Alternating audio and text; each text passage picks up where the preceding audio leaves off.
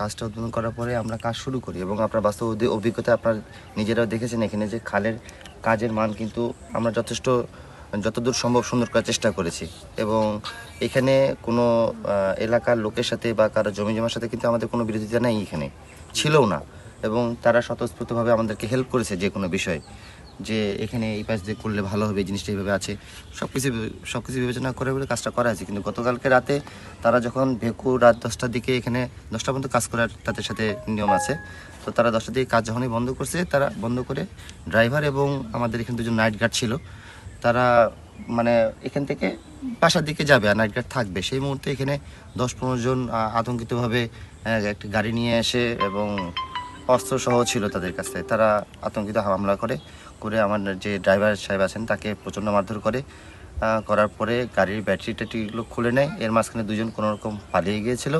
32 ইঞ্চি জেভিকো TV এখন মাত্র 15,000 টাকায়, সাথে পাচ্ছেন 3 বছরের প্যানেল ওয়ারেন্টি। তারা লুকিয়েছিল সামনের দিকে, কিন্তু ফোন দিতে পারতেছিল না, কারণ তাদের পিছনেও ধাওয়া করা হয়েছিল, কারণ এনারা সংখ্যায় প্রায় 10-15 জনের মতো ছিল। এর মাঝখানে 2 ঘন্টা প্রায় চলে গেছে। আমার কাছে ফোন এসেছে রাত 1টার দিকে।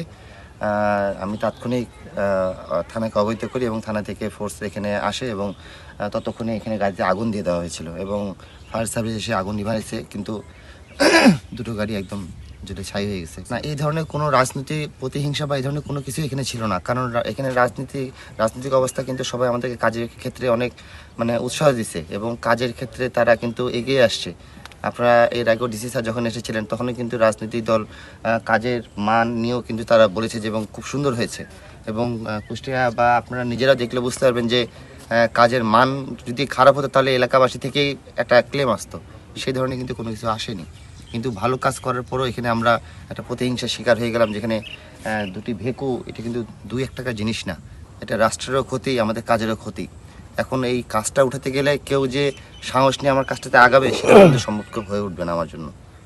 আহত বলতে তাদেরকে হাতে এবং পায়ে মেরেছিল, মানে ওদেরকে তো মেইনলি হচ্ছে মার বলতে যে একদম ছেঁড়া ছাটা মার তা না, তাদেরকে মারছে, মারার পরে তাদেরকে বেঁধে রেখে গাড়ি থেকে ব্যাটারি খুলে ওদেরকে দূরে নিয়ে যায়, ফেলে দিয়ে গাড়িতে আগুন দিয়ে চলে গেছে।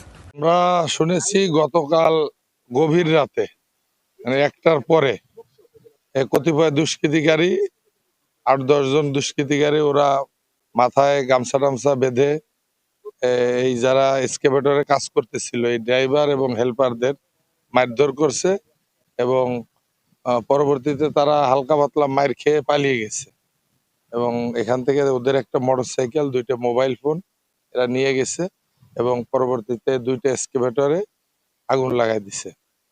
তা আমরা এই খবর পাওয়ার সঙ্গে সঙ্গে আমাদের 2টা পার্টি এখানে আমরা পাঠাই, দেখে যায় এবং আগুন ফায়ার সার্ভিসের মাধ্যমে আমরা নিয়ন্ত্রণ করি। পরবর্তীতে আসছি, কারা এটা করছে আমরা এটা অনুসন্ধান করতেছি, এ বিষয়ে আইনগত ব্যবস্থা নেওয়া হবে।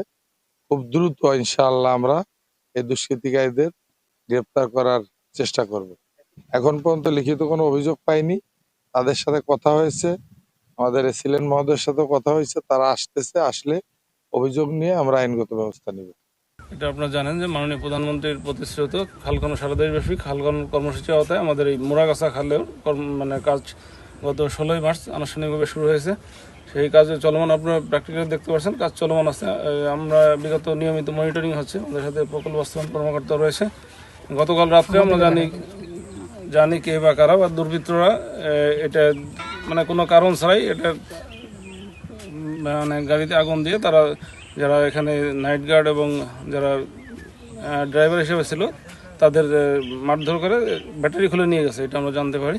এ বিষয়ে সংশ্লিষ্ট থানাকে অবহিত করা হয়েছে, ফায়ার সার্ভিস এসে আগুন নিভানোর কাজ করছে, পরবর্তী আইনি পদক্ষেপ এর জন্য ব্যবস্থা নেওয়া হচ্ছে।